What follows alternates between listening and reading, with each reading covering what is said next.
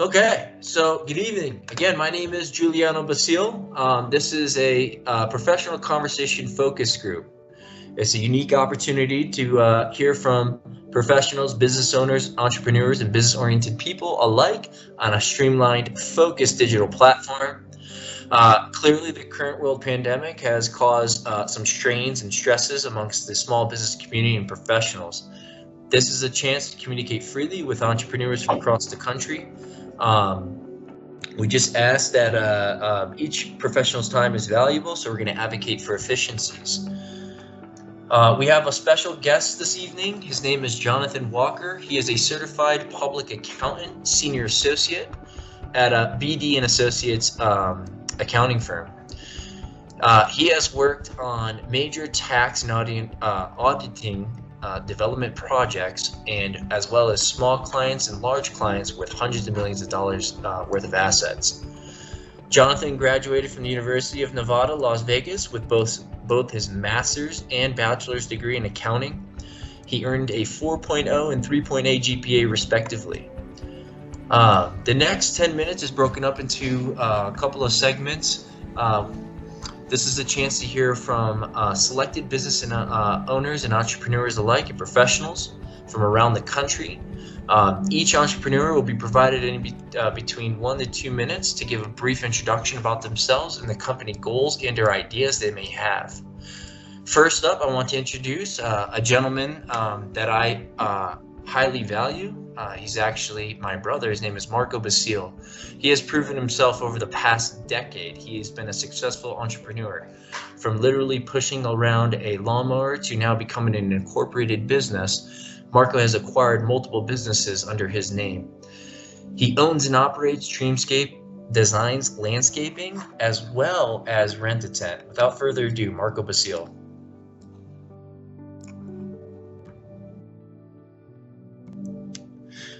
Let me just go ahead and unmute you, Marco. Hello, Marco? Yeah, can you guys hear me, see me? Yep, go for it. I can't hear or see myself, but I mean, I can hear myself, I can't see myself. But yeah, anyways, thank you for the introduction, Giuliano. Good to see everyone else here. My name is Marco Basile with Dreamscape Designs Landscaping. I did just incorporate into Dreamscapes Inc., which is like an umbrella company for my businesses. I have 3 different businesses that I run. One is obviously the landscaping that I've been talking about. The second one is party rentals, which is tents, tables, chairs, bounce houses, and things of that nature for different parties and events. And then property investing. I buy and sell houses. I flip them, fix them up, and I also buy and hold. So multi-families and whatnot with some tenants and everything like that. So basically, just a little spew about me. I mean, well, Giuliano, what exactly am I supposed to be talking about? That's a great topic. So actually, that was a perfect introduction, and we're going to save kind of detailed questions as this evolves. So Marco, thank you for the introduction and also your quick achievements. We're going to go ahead and move on to our next business professional. His name is Brandon Velasquez. He has over 14 years of experience building and servicing pools and spas in the greater New Mexico region, Albuquerque to be specific. Brandon has built a solid foundation based on ethics and morals, and he believes in always providing quality customer service. So without further ado, I'd like to introduce Brandon Velasquez. Oh, Brandon, hold on 1 second. You may be muted. Hold on. You may have to unmute yourself. I think you can do that on your end. Okay, can you guys hear me? Yes, sir. Okay, there we go. So thank you for the introduction. As Giuliano mentioned, my name is Brandon, and we've been servicing pools and spas. I started off about 15 years ago. I'm currently 31 years old.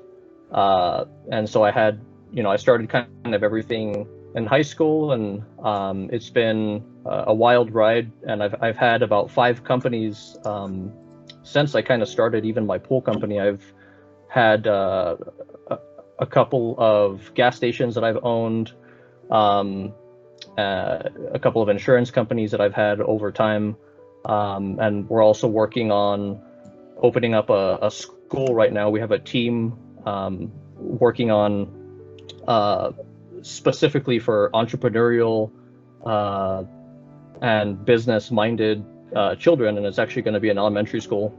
So we have a team working on that. So we have a lot of things. We have a lot of irons in the fire right now. So we got a lot of things going on. So that's right on. Brandon, thank you again. Brandon and his associate Sophia, my wife, and I had the opportunity to work together for almost a month and a half. It was an extreme pleasure. We fostered and formulated process improvement and basically streamlined their efforts from a digital standpoint, and highly recommended, especially if you're in the New Mexico area. Next, I want to move on. Brandon, thank you. We'll dive into better details as we kind of go down the line, but thank you. Yeah. Next, I want to talk about someone who's also a very inspirational person. His name is Charles Shank. He goes by Nick Shank. This gentleman has continued to thrive in environments where many others would surely have given up. He's originally from Massachusetts and currently resides in South Carolina, but I believe is visiting California.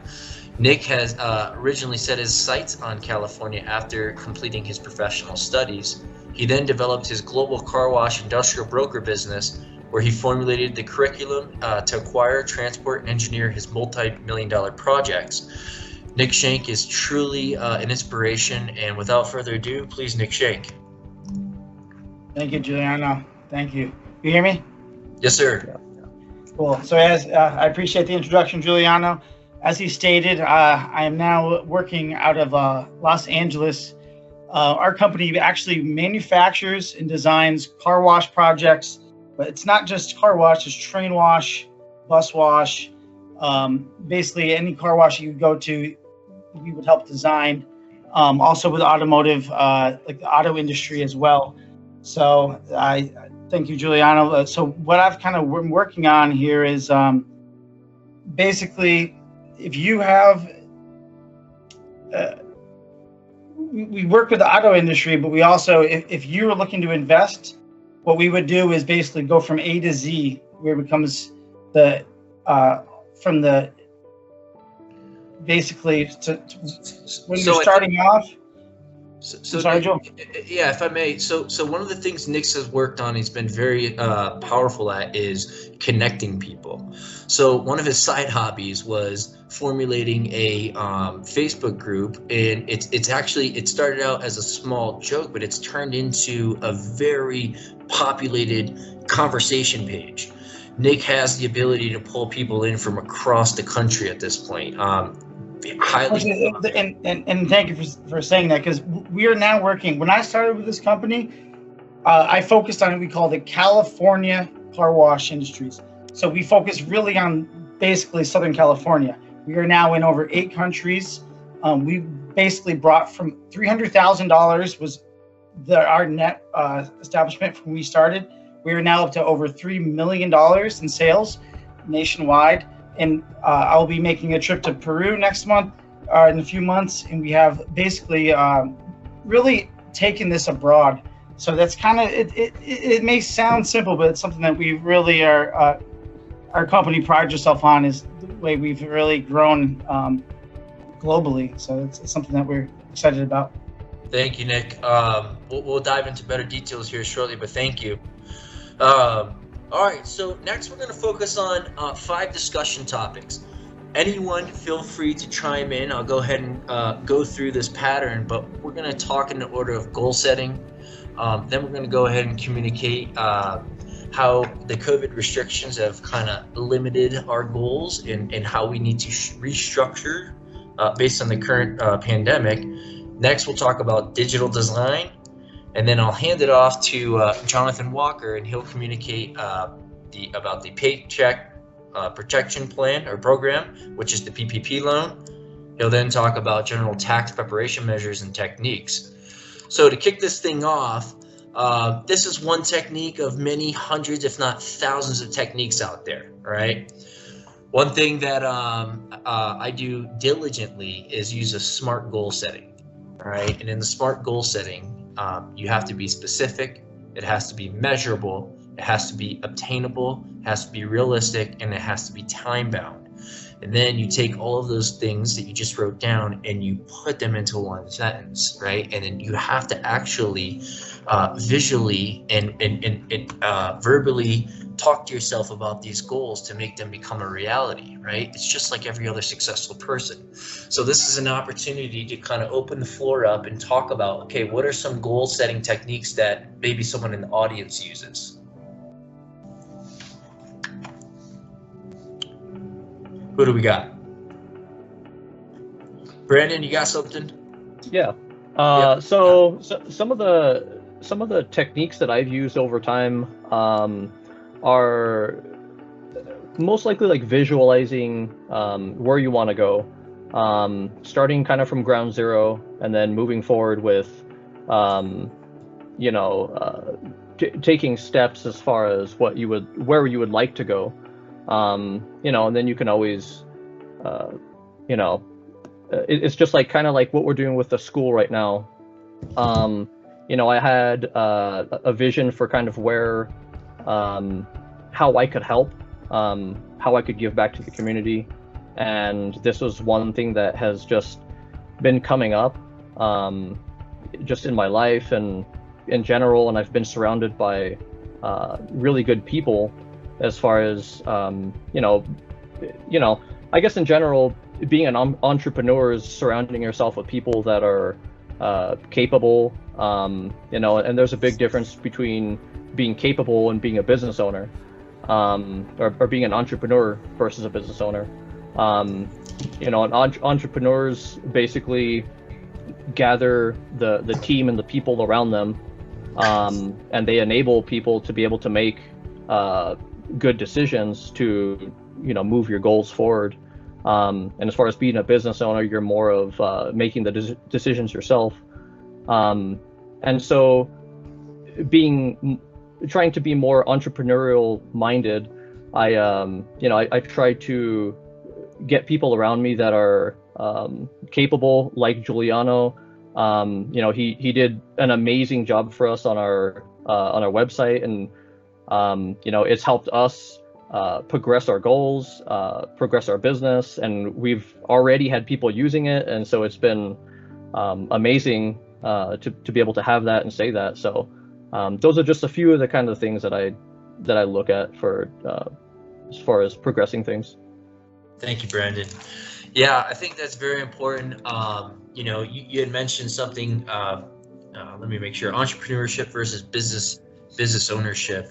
I think there's something about being an entrepreneur that it's deep down, right? You hunger for more, right? You may excel in your current position. You may be doing very well. You might be even number one. But if there's a deep down desire to kind of be your own boss at some point, that entrepreneurship is eventually going to take over. The business ownership, there's a lot of things that people don't take into consideration, right? When you have someone, and these discussion topics can all bleed together, right? So it doesn't need to be a formal, hey, 1, 2, and 3. At a certain point, I will break this and give it over to Jonathan. But a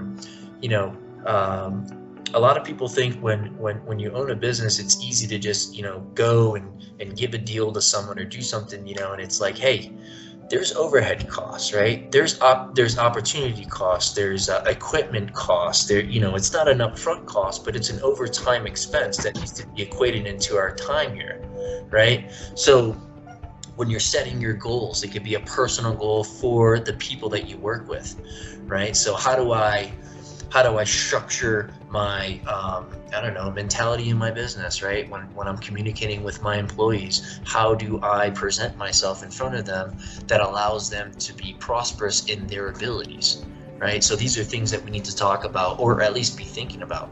If I'm measuring my next piece of equipment for the next, opportunity, how am I factoring that piece of equipment into my financial projections? Am I, just because I have the money set aside, is that capital being utilized in its best abilities, right? Or could I be using other, I use the quotations, other people's money, if it's reasonable, where I can actually borrow that same money at a decent interest rate and then still have the capital in my bank to use for something different, right? So these are goals that we need to start thinking about as we're developing our business plans or just our professional structures in general. Anyone else in the audience have anything additional to talk about goal-wise? I don't know. I could add something to that too. I don't know if were you going to pass it to Jonathan first, or is it? No. Go ahead. We're still talking about goals.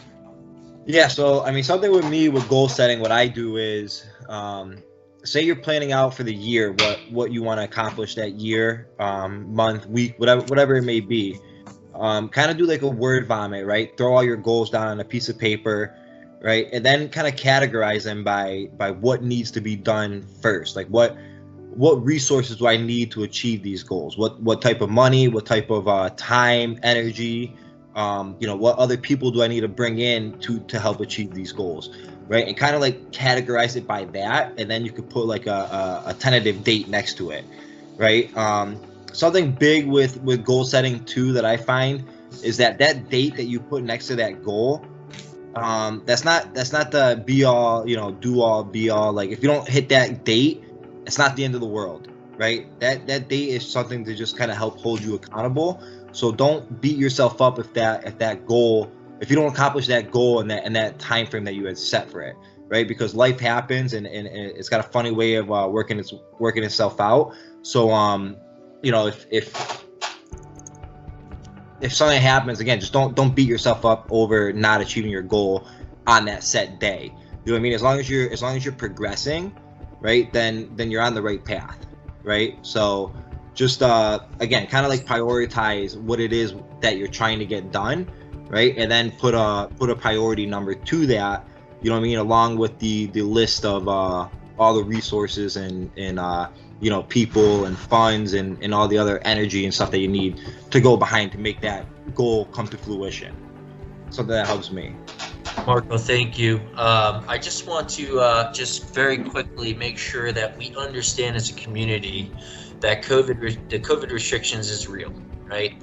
So when we're formulating these goals, we won't spend too much time on it. Just think about how the restrictions are affecting you, right? Now, if you have a traditional brick and mortar store, I'm sure you've seen less traffic in your doors, right? Obviously, with everything going on, that makes sense. However, there's ways around that, right? We have seen e-commerce stores take off, anything on the internet, right? So everyone's familiar with the physical address. I plug it into Google, I get in my car, and I arrive at the destination. What we need to start thinking about is, 1 second, please. And if we have time, let me just see really fast.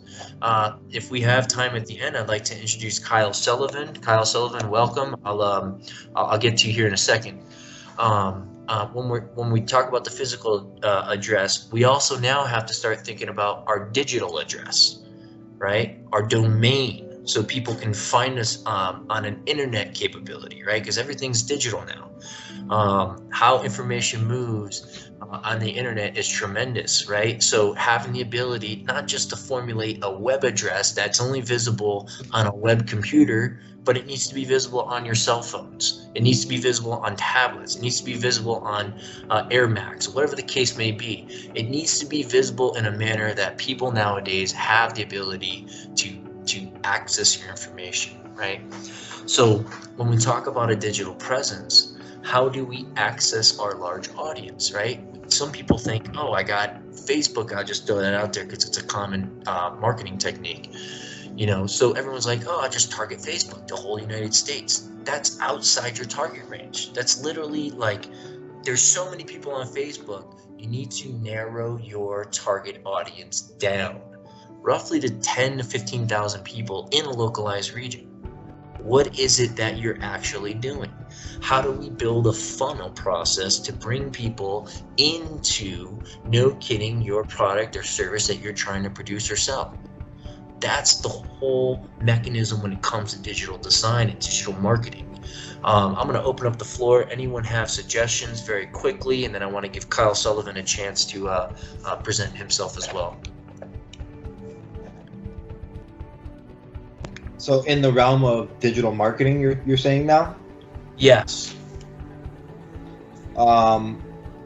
Something I find that works for me is daily posting on your story, right? So I don't know if certain businesses can post every day, if they have a Facebook or an Instagram.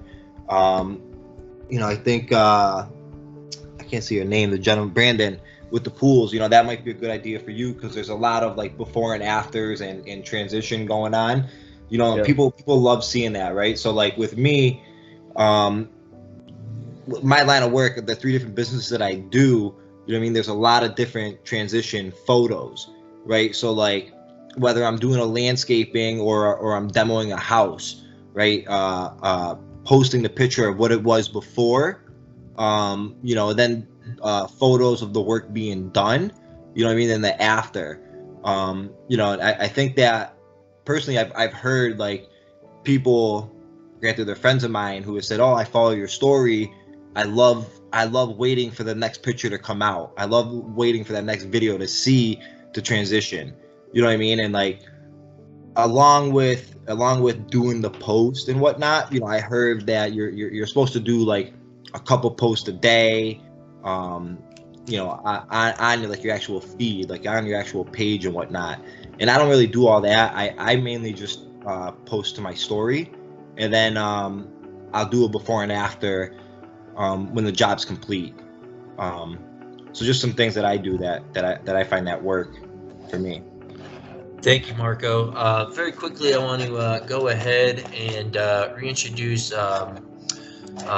Assistant Vice President Kyle Sullivan. Kyle Sullivan is a third generation licensed broker. He focuses mostly on home, auto, and business insurance. He's built a valuable reputation in the Western Massachusetts region, and his primary focus is providing dependable business insurance at an affordable rate. Kyle, if you would, just spend a minute or two just kind of introducing yourself and kind of where you're at. Hey, how's it going? You hear me all right? Yes, sir. All right, sorry about that. I ended up reading a little bit longer than I planned to. I was putting my little guy to bed. You're okay. So I've been in the industry, I'm going on 11 years now. Like you said, third generation. My primary focus is typically commercial real estate. I found a niche market just because of, I think it's my passion to work with people who are growing their businesses, and that's an industry with tremendous growth right now. So in addition to that, it's just fun. I love real estate. And I think there's a great opportunity, and it's fun to be a part of. And that's why I also like working with restaurants and contractors. And to that point, seeing Marco's Facebook post as a contractor online, I think is a great resource for his clients and building his brand. So I'd recommend doing that too, as an outsider, kind of looking and watching him make those posts. It's pretty cool. But yeah, so I've been doing it for 10 years. I love what I do. I do auto and home insurance too, but that's the part of it that is it fills the gaps of time in between some of the larger stuff. So, but yeah, so that's a little bit about myself.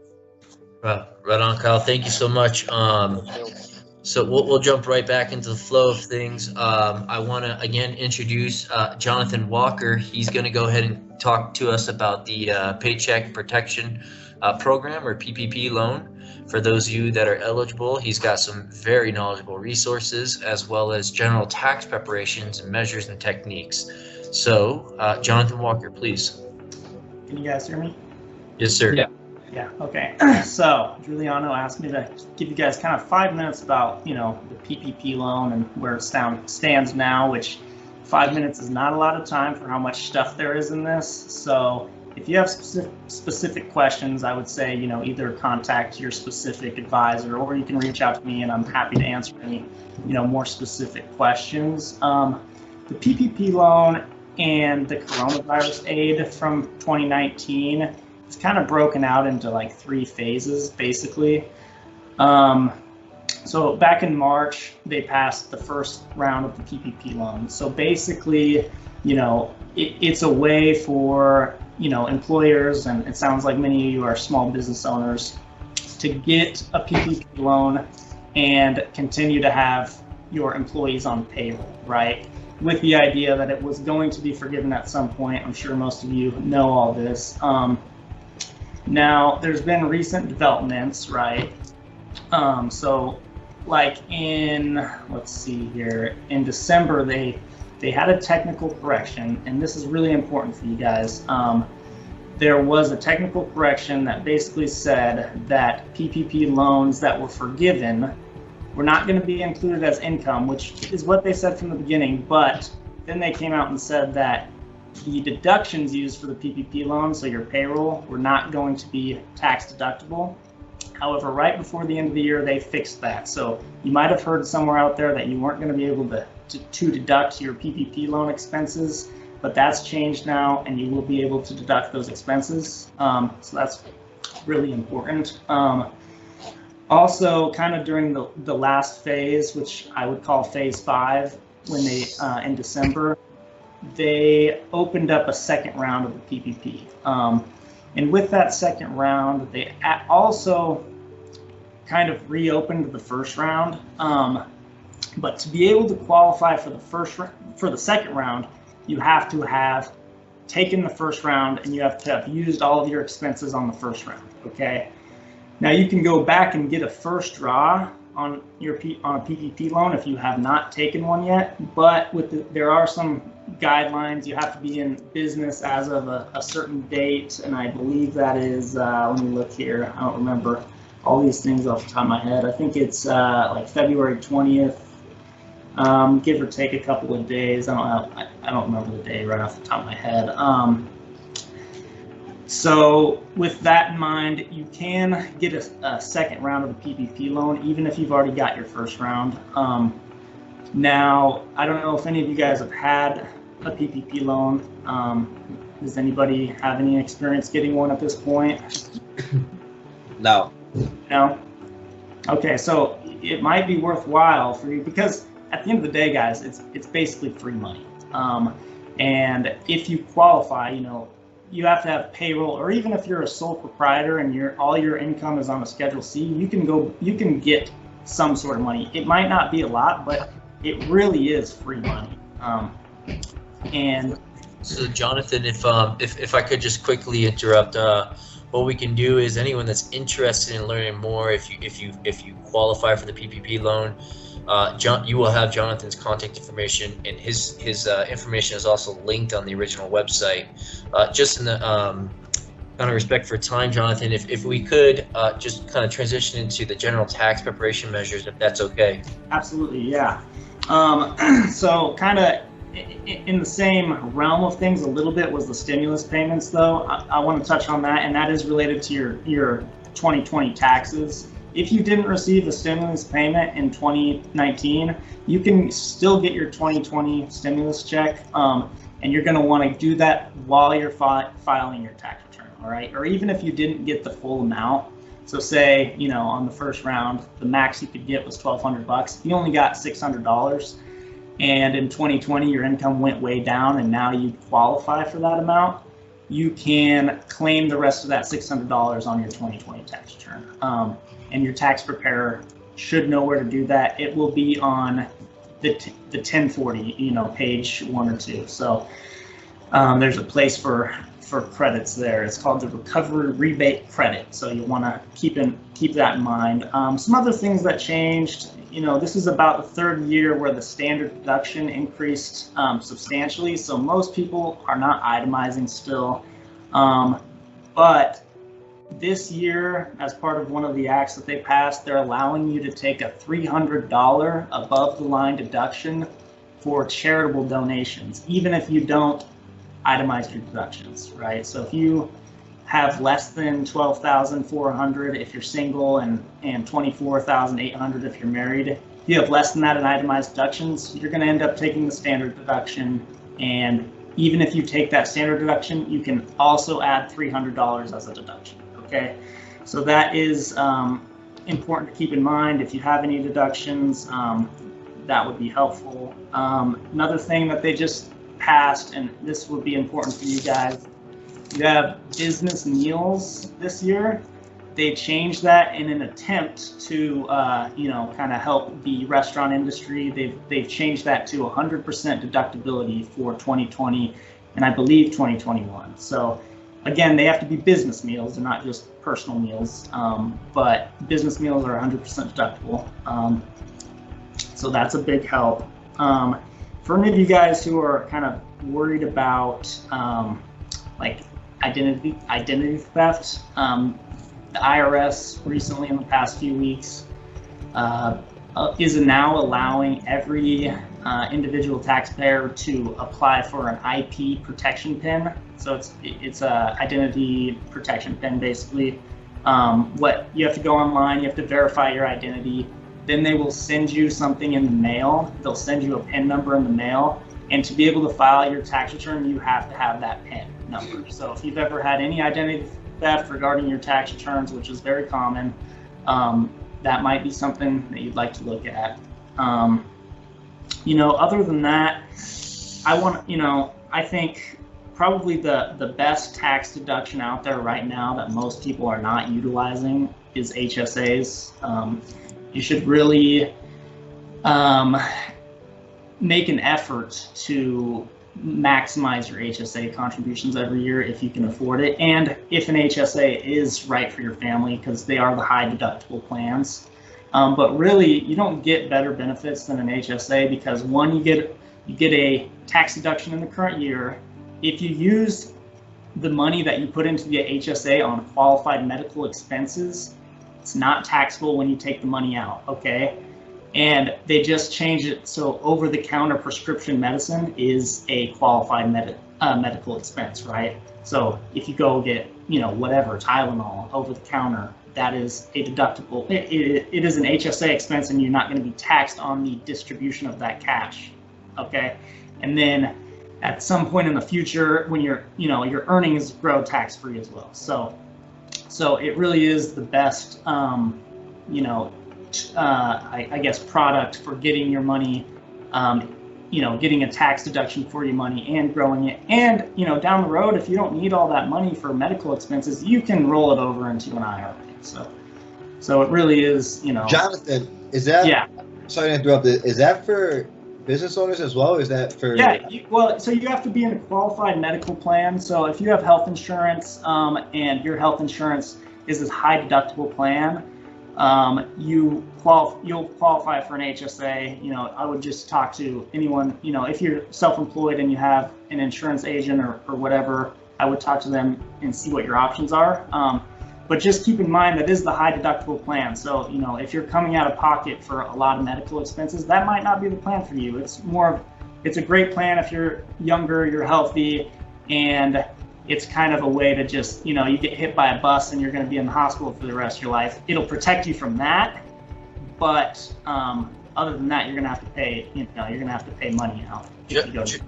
Jonathan, thank you. I just wanted to, again, in the interest of time, if you have more specific questions, Jonathan's information will also be made available to everyone on the call this evening. I want to just open the floor up for the next 5-ish minutes or so for open discussion. We just ask you to keep it professional. Anything that we had talked about this evening that we'd like to discuss further or in the future like to talk about in better depth. And the floor is opened. Well, if no one else, I got a question for Jonathan on the PPP. Yep, go for it. Sure. In order to get that, do you have to show a loss? Like, if you don't show a loss, do you qualify? Well, no, you don't have to show a loss. Absolutely not. To get the second round of the PPP loan, you have to show a 25% reduction in your gross revenues from either So you'd either compare the full year of 2020 to the full year of 2019, or you'd compare the full year, or you compare a specific like Q3 2020 to Q3 2019. So it has to be the same quarter of each year or the full year, but you have to show a 25% revenue decrease. Okay, and that's just to get the second round. If you go back to get the first round, you don't have to show a loss. You don't have to show a revenue reduction. The only stipulation with it at the time was you have to have a reasonable, quote unquote, uncertainty of the future, right? So maybe your business is going to be negatively affected. And I don't know specifically how the because they reopened the first round of the PPP loan, and I don't know if they specifically included that verbiage in it in the second, opening of it. But I could look into that for you. So. Okay. Thank you. And then, if I may, so that loan is forgivable if you get it? Yeah, it's forgivable. You have to use it on, if you get 50,000 or less, you can really do like a self-certification. It's really easy to get it forgiven, but it does need to be for qualified expenses, which were basically, they are basically payroll expenses, utilities, and rent. And there's some other caveats, but those are the main three. So. Okay. Thank you. Another thing that we can kind of chat about is kind of just self-governing leadership and how you have the opportunity to overcome local struggles within your own professional community, whether you're an entrepreneur, business owner, or whatever it may be. Having that kind of courage to overcome the obstacles that are coming up. So here's the deal. Communities like this are the focal points around the unstable uncertainties of what we're facing today, right? Having the ability to communicate with people from across the country, within your localized region, and share common struggles is the kind of focal point, or I should say foundation, of how we move through struggles together. What's important is we have a couple more minutes left, and I want to just kind of stay on track. Is there anything else that anyone would like to add before we kind of get to our conclusion of this focus group? So I sort of do, actually.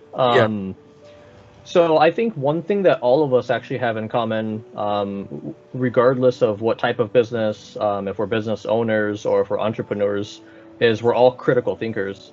And one thing that I kind of look for and look towards is not only today's business, but tomorrow's business, because tomorrow's business is going to be different than it is today. And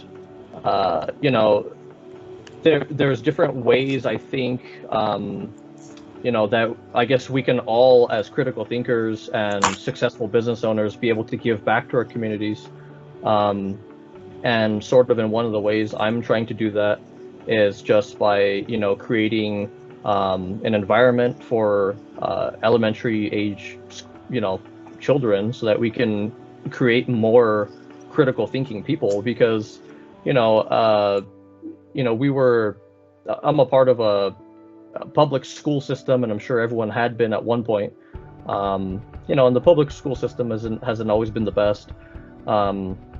And so, I think there's a lot of advantages that we have, and a lot of things that we can pass on to kids and children, and to kind of help the future as well of business. Absolutely. Yeah, Brandon, thank you. Yeah, and it's important, and we can't stress enough.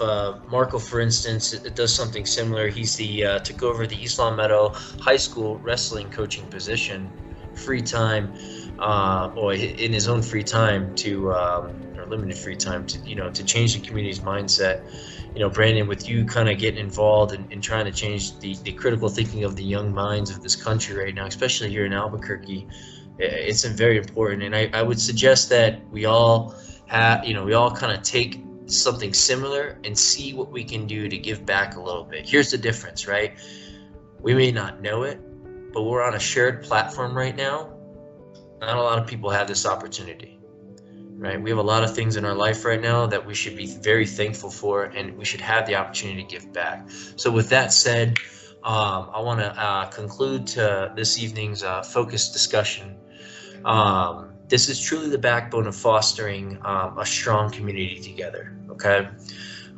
When you get the shared contact information, we just ask that you use that in a professional manner, please. And we kindly ask that you drop a Facebook review on myPrepPlus's Facebook page so we can keep this going. The objective is to have professional conversations once a month. Next month's topic will either be introducing a career professional banker with over 40 years experience in the banking industry, or we may go down the route of introducing real estate business entrepreneur with multiple properties under his belt. But I want to say thank you to our special guest, Jonathan Walker, and all the business and entrepreneur and professionals who had the opportunity to kind of voice where they've come from this evening. With that, we conclude our focus group. I want to say good evening and thank you for your time. Thank you.